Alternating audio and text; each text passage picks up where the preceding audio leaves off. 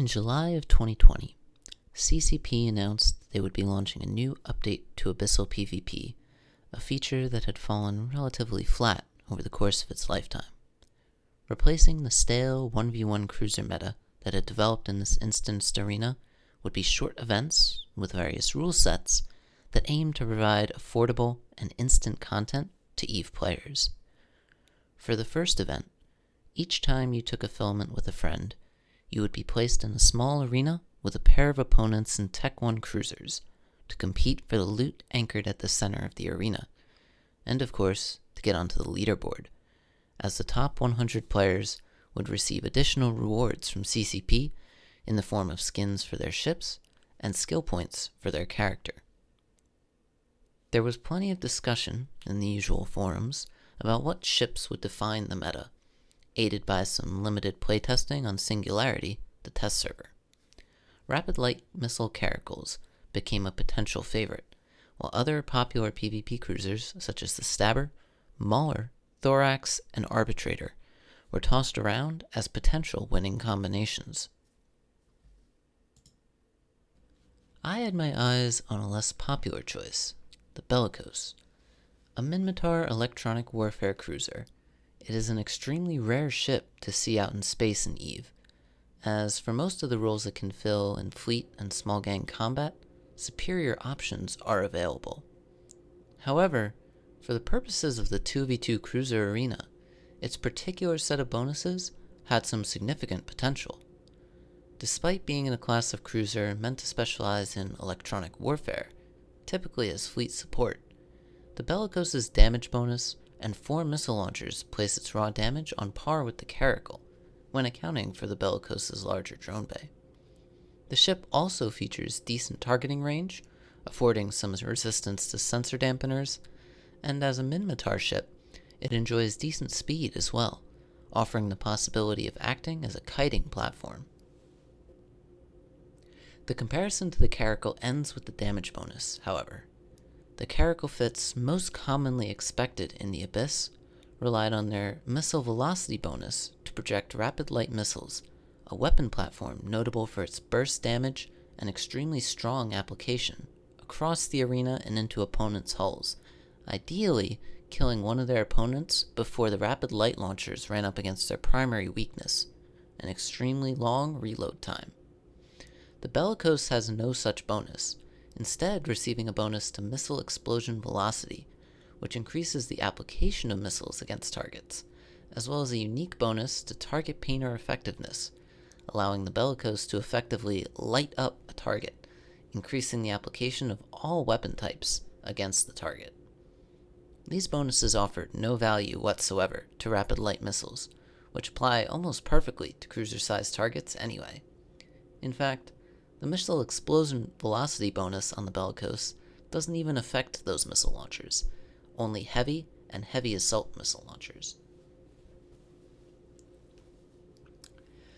This means the Bellicose needed a different approach to applying damage.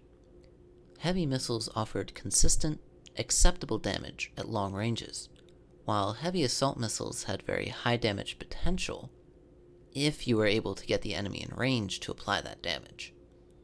Both weapon systems, if used on a standard missile boat, required the users to run faction ammunition in order to apply to targets, or tackle their opponents and hold them down in order to apply that damage.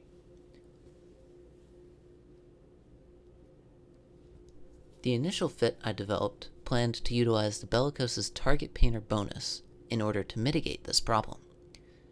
Target painters will light up anything within locking range, which meant with 2 Bellicose ships running a target painter each, the Bellicose can make use of Fury Tech 2 ammunition, providing a significant damage boost. This consistent damage delivered downrange meant that the Bellicose now had the ability to out-DPS almost all enemy ships that would try to sit at range, and they could apply this heavy damage to enemy brawling doctrines as they closed in on the Bellicose, and continue to apply this heavy damage regardless of how close the enemy got, whereas many other long-range, potentially kiting doctrines face challenges of tracking, long reload times, or drone defanging. One problem still remained, however. The Bellicose is not a particularly tanky ship hull. This single painter fit would die to the first round of missiles from a pair of rapid light caracals, and if run down by an enemy brawling doctrine, it was likely you would lose at least one of the Bellicose pilots before both enemies were destroyed. The loss of one target painter meant a significant DPS reduction for the remaining Bellicose, who needed to choose between switching to faction ammunition, a loss of crucial seconds in the middle of the match, or just accepting the reduced application and reduced damage that came with it. To combat this, the Bellicose fits were split into two. One became the Kiting Painter, whose job was to light up the enemy and utilize the Bellicose speed and projection to stay away from the enemy. The other became the Bait, a brick-tanked Bellicose without even a propulsion module, whose job it was to get shot first. At the start of the fight, the Kiter would start burning away from the enemy quickly. As he got out of range, the enemy faced the choice of trying to hunt down the Bellicose burning away, or just opening fire on the one that, at least to them, appears simply to have forgotten to turn on his propulsion module as he's aligning away. Even if the enemy quickly realized their mistake and figured out that this Bellicose was far tankier than the one that initially ran away, it would be too late. The crucial seconds spent firing on the Bait Bellicose would be wasted if they tried to switch targets, and so they would have to commit to trying to break the tankier ship first. And because the enemy Kiter had both paints, even if the Bait Bellicose eventually died, as might be common versus an enemy composition with two heavy brawlers, the Kiting ship could continue to apply full Fury DPS downrange into the enemy or enemies. And so, without further ado, the Bellicose in action.